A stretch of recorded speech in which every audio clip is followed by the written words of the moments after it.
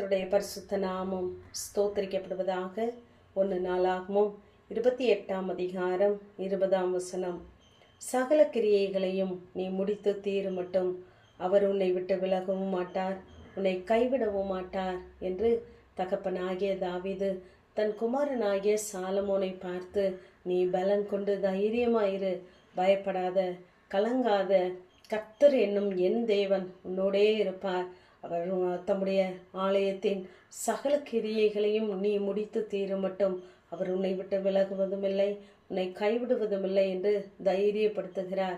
ஏனென்றால் சாலமோன் இன்னும் வாலிபனும் இளைஞனுமாக இருக்கிறான்.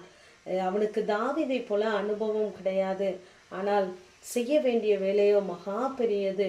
அது செய்து பாதியில் விடுவதற்கு மனிதனுக்கு செய்ய வேண்டிய வேலை அல்ல, தேவனாகிய கர்த்தருக்கு கட்டும் அரண்மனை. ஆகவே நீ செய்ய வேண்டிய காரியங்களை தைரியமாய் செய் என்று சொல்லுகிறார். நம்முடைய வாழ்க்கையிலும் நாம் அநேக காரியங்களை துவங்கி முடிவு தெரியாமல் முடிவு எப்பொழுது என்று எதிர்பார்த்து கொண்டு இருக்கலாம். நம்மால் முடிக்க முடியாத காரியங்களாய் இருக்கலாம். ஆனால் நம்மிலே அந்த நற்கிரியையை தொடங்கினவர் அதை முடிவு மட்டும் உங்களோடு கூட இருந்து அதை நடத்த போதுமானவராக இருக்கிறார். அவர் ஒரு நாளும் உங்களை விட்டு விலகவும் மாட்டார், உங்களை கைவிடவும் மாட்டார், உங்களை மறக்கவும் மாட்டார். ஆகவே காரியத்தை செய்கிற நீங்கள் தைரியமாய் செய்யுங்கள். காலங்கள் வருடங்கள் முடிவுக்கு வரலாம், ஆனால் தேவன் உங்கள் வாழ்க்கையிலே செய்ய நினைத்த ஒரு காரியம் கூட தடைபடாது. அதனதின் காலங்களிலே அவர் நேர்த்தியாய் செம்மையாய் செய்து முடிப்பார். எல்லாவற்றிற்கும் நிச்சயமாகவே முடிவு உண்டு. இந்த தாவீது இந்த ஆலயத்தை தான் கட்ட வேண்டும் என்று தன் மனதிலே நினைத்து அதற்கான ஆயத்தங்களையும் செய்தார். இவருடைய மனதின் எண்ணத்தை அறிந்த தேவன் சொல்கிறார், நீ என் நாமத்திற்காக ஆலயத்தை கட்ட வேண்டாம், நீ யுத்தம் செய்திருக்கிறாய், ரத்தம் சிந்தி இருக்கிறாய். ஆகவே உன் குமாரனாகிய சாலமோனே என் ஆலயத்தை கட்டுவான், அவனை எனக்கு குமாரனாக தெரிந்து கொண்டேன், நான் அவனுக்கு பிதாவாய் இருப்பேன் என்று சொல்லுகிறார். நாம் கர்த்தருடைய வார்த்தையின்படி கர்த்தருடைய சித்தத்தின்படி நம்முடைய காரியங்களை செய்யும் பொழுது, ஆரம்பிக்கும் பொழுது அவர் முழுமையாக நம்மை அவருடைய பிள்ளையாக ஏற்றுக்கொள்ளுகிறார். ஆகவே நம்மை கைவிடாத தேவன் நம்மோடு கூட இருக்கிறவராகவே இருக்கிறார்.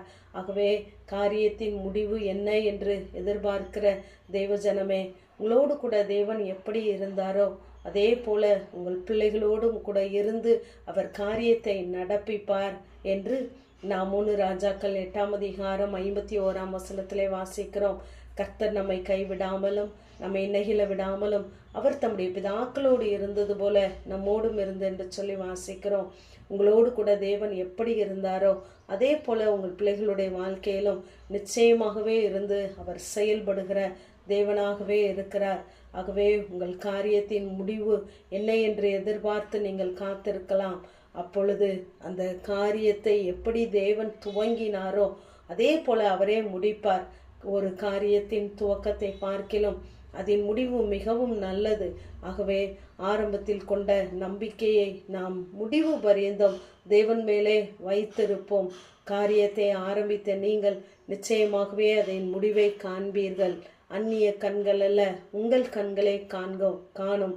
ஆகவே கர்த்தர் உங்களுக்கென்று வைத்திருக்கிற அந்த நல்ல முடிவை, நீங்கள் எதிர்பார்க்கிற அந்த முடிவை கர்த்தருக்கு பிரியமானபடி நீங்கள் செய்யும் பொழுது, அவர் நீங்கள் கூப்பிடும் பொழுது செவி கொடுத்து அவர் உங்களை கைவிடாது இருப்பார் என்று ஏசாயா 41:17 வாசிக்கிறோம். ஆகவே ஒவ்வொரு நாளும் அறிக்கையிடுங்கள், கர்த்தர் சகல கிரியைகளையும் என் வாழ்க்கையிலே செய்து முடிக்க மட்டும் அவர் என்னை விட்டு விலகுவதும் இல்லை, என்னை கைவிடுவதும் இல்லை என்று சொல்லிக்கொண்டே இருங்கள். உங்களை விட்டு விலகாத தேவன் உங்களோடும் உங்கள் பிள்ளைகளோடும் உங்கள் சந்ததியோடு கூட என்றென்றைக்கும் இருப்பாராக. ஆமேன். ஜெபம். பிதாவாகிய தேவனே, குமாரனாகிய இயேசு கிறிஸ்துவின் நாமத்தின் மூலமாய் உடைய சன்னிதானத்திலே வருகிறேன்.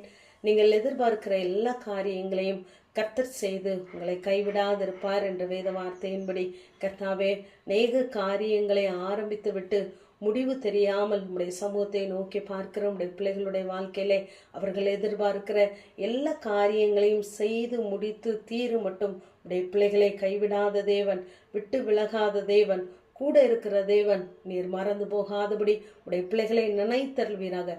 காரியங்களுக்கு முடிவுண்டு பண்ணுங்க. இயேசுவின் மூலம் ஜெபங்க, எங்கள் நல்ல பிதாவே. ஆமேன்.